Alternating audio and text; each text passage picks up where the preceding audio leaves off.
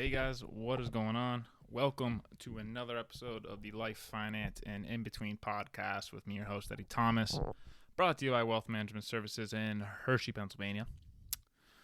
So what's going on today is going to be a quick one because we're going over one thing and one thing only, and that is inflation, because I made a lot of headlines really recently, and I want to have a little talk here when I react to that and go from there. If you're listening, thanks for listening. If you're watching on YouTube, thanks for watching. Let's dig into it. So what happened? Inflation's up 0.1% from the last reading that we had that came out in the middle of August. So it's at 8.3% at the moment. And so what I'm going to do, like I said, it was up. People reacted. It's at 8.3%. We'll go through why is it up, the good and bad, because there is good and bad news. And then after that, we'll talk about what does it mean as investors and consumers, and what can we expect going forward, or what can we hopefully expect going forward. So, like I said, quick episode today, just talking about one thing and one thing only, but when it's made headlines more than anything else in this entire year, I'd say it's pretty much worth talking about. So let's get into it. So anytime I've ever been asked, do you want the good news or bad news first, I always start with the bad news, because the good news, well, you just hope it lifts you up a little bit more than the bad news brought you down. So let's talk about the bad news. What drove inflation up over the past month and a half, or annual, but what drove it up in this past reading? And there's two major things that drove up inflation. One is rent, and the other is food prices. So rent prices are actually up 6.7% annually. Not what you want to see. Now we want to see up 6.7% annually. And there's a reason why. What has happened, especially this year specifically, is mortgage rates have increased pretty rapidly. They started the year at roughly 3%. I think today, middle of September, they're sitting at right around 6%. So they've increased rapidly. What that means when mortgage rates increase is people either going to sell their house for less, which hasn't really happened. And because that really hasn't happened, they're going to rent. Those people that were looking for that home to buy can no longer really afford it, so they're going to look for somewhere to rent. Well, when there's not enough supply in the renting market, like there isn't right now, that drives prices up. So you have an influx in demand, not enough supply. Supply and demand laws tell you that drives prices up, and that's what we've seen for the past year, especially this month. This year, when mortgage rates have increased very dramatically, like I said. So that is what drives rent prices up.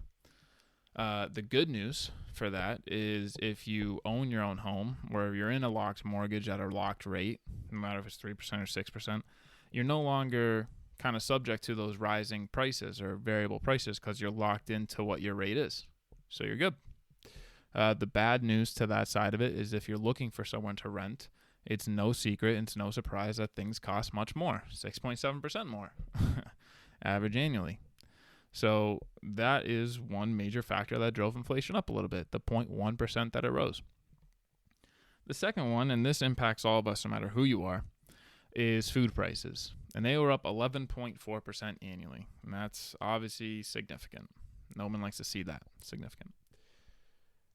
So why? Well, same thing with supply and demand.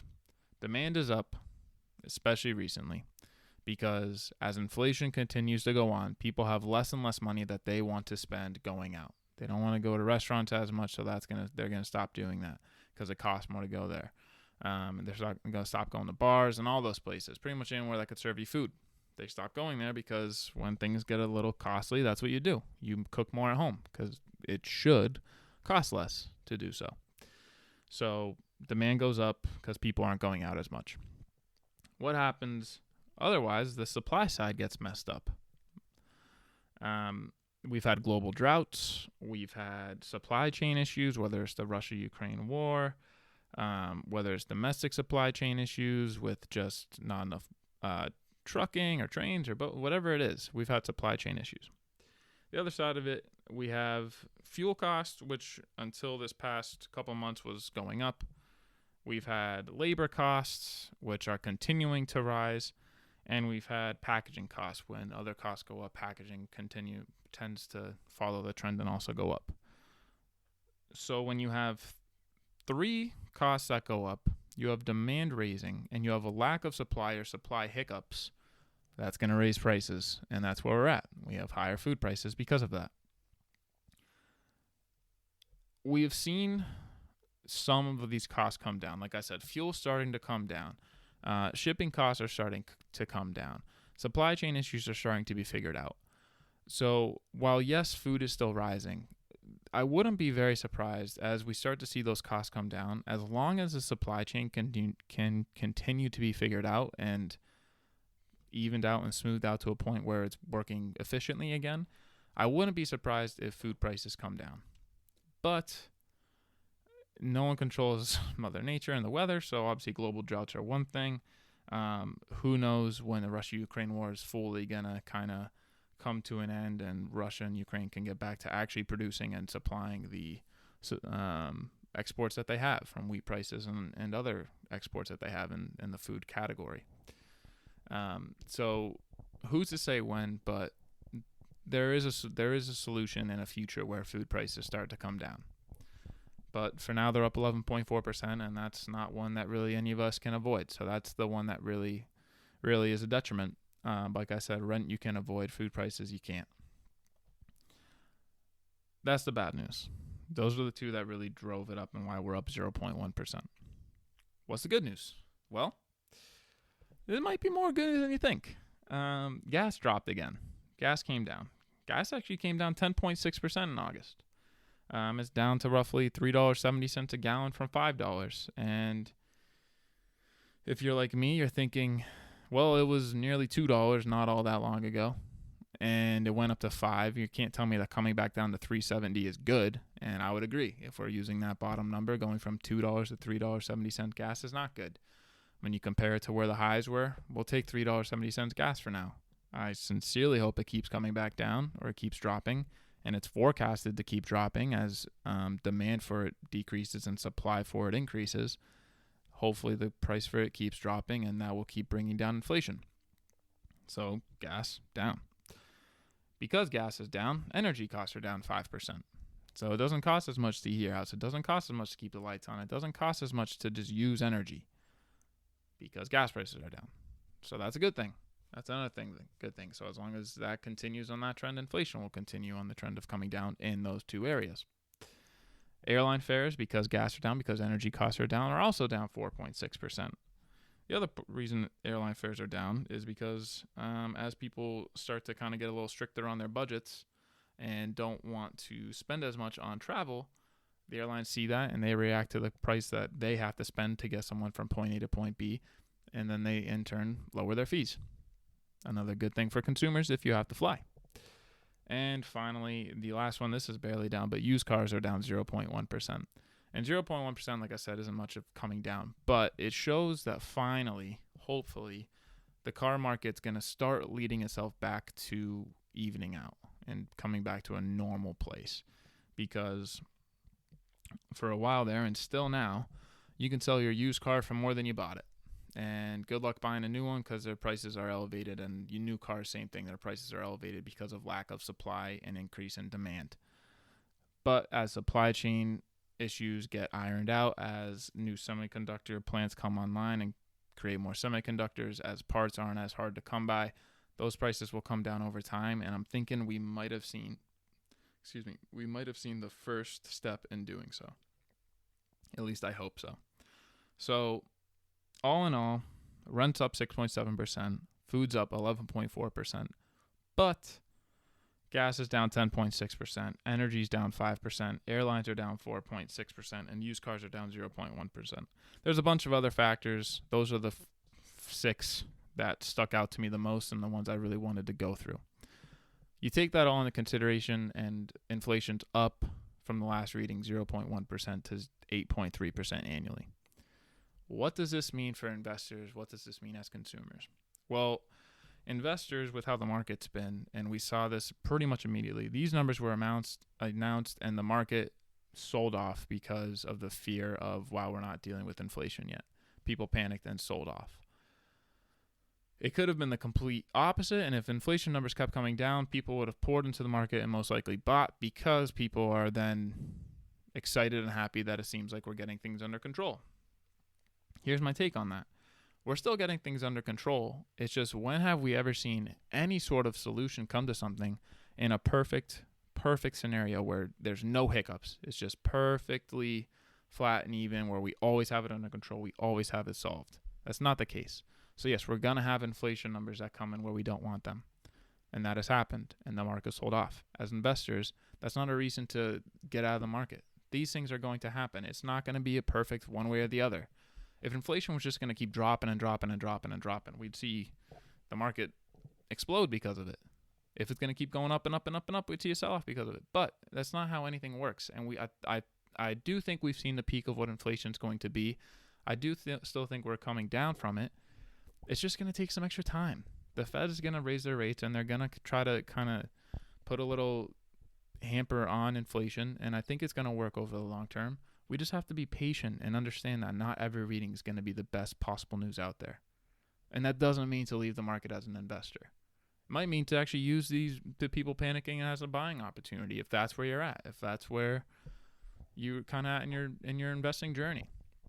And again, this isn't personal advice for anyone. This is very much so broad-based, my thoughts on it. If you have your own personal situation, please talk to someone. Please talk to a professional about what you should be doing and when. But as we see people panic because inflation numbers increase a little bit, I think the panic was overdone. I think the selling was overdone.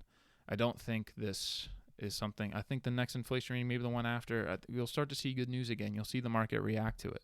We're just going to see these volatile swings up and down as investors because people are just waiting for either the next good news or bad news to react on. Doesn't matter which way it goes. And if it's bad news, the market goes down. If it's good news, the market goes up. Well, at the end of the day, we're going to get both pieces of news at one point or another. The market's going to react both ways.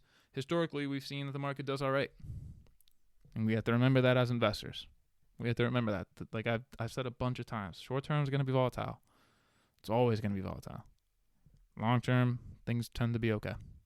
As consumers, what does this mean? Well, like I said, if you're renting, it means things cost more, and that is unfortunate. And I do think there needs to be a major push to getting more supply into the renting market, and we need to have landlords, and I understand it's a business. Unfortunately, you would hope landlords don't take advantage of this. Again, you can't fault them for doing so because they have to make money and they run a business as a landlord.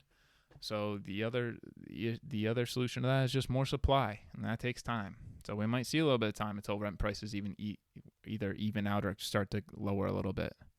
I don't know if you'll see them lower as much. You'll see them even out, and that takes more supply, like I said. So hopefully over time we see that. Food prices, like I said, it's its own thing. I think we will figure out the supply chain part of that. But as consumers, you're kind of stuck paying the prices we pay. I've seen articles that people are starting to opt for the less expensive brands, and I think you'll continue to see that. And as you as consumer, if that's where you see yourself going and that's the kind of path forward, then perfect, do that. If that helps, if that does a job for you to kind of save more money on the month if you need to, do so. And I think we'll start to see food prices not accelerate at such a high price and at such a high rate. And then over time, as like I said, supply chain issues get brought out, global droughts kind of end, the Russian-Ukraine war comes to an end, where we'll see it even out again and come back to equilibrium. It's just for now the demand's up because people don't want to eat out, and over time that'll even itself out too. You just got to find ways in the meantime, whether there's more coupons, whether it's buying the cheaper product, whatever it is, buying less, making sure you still have enough, making sure you're still eating, but just doing so at a cost-efficient basis if you can.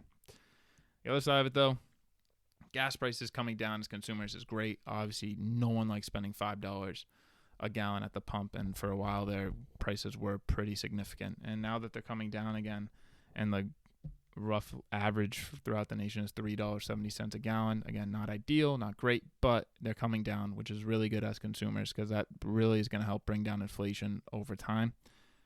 Same thing with energy, especially going into winter months, trying to keep your houses warm. If energy costs less, that's perfect. That's ideal for consumers going forward. So what do I see going into the end of this year? Well, I'll reiterate what I said before. I see this as an up and down roller coaster. There's going to be months where we have a great inflation reading. There's going to be months where we don't. That's life. As investors, you have to kind of take both of those and move forward. Where do I see inflation going? I think if we continue to see gas prices and energy prices decrease, we'll see inflation start to decrease as well. I think the Fed increasing rates over time is really going to actually do its job and bring down inflation. What are the variables inside of that, I think, are yet to be seen. But we just need more supply. Whether it's food, you need more supply, and food with just more efficient practices, more efficient farming, more efficient supply chain. That will come. And then housing, you just need more supply, and that will come over time too. So in the next couple months to the end of the year, you're going to see a lot of headlines. You're going to see a lot of news stories, especially with the midterms coming up. The numbers are the numbers. Inflation will continue to come down, and we'll be in a point where what's the next part of that? After inflation comes down, what's next? That's where we're going to be. I don't know if it's within 6 months, 12 months, 18 months, but we know it's coming down. I think inflation has peaked. I'm not saying that it's going to go down. We're going to have lower inflation readings month over month over month. I don't think that's the case, but I think the general theme will be in the direction we want to see it.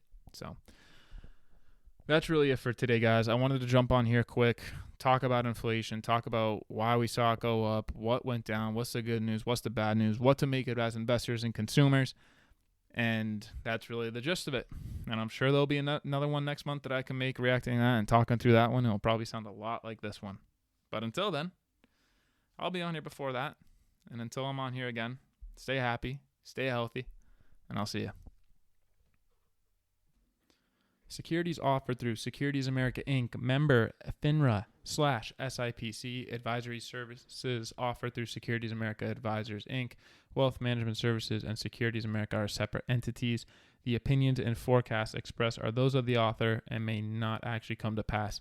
This information is subject to change at any time based on market and other conditions and should not be construed as a recommendation of any specific security or investment plan. Past performance does not guarantee future results.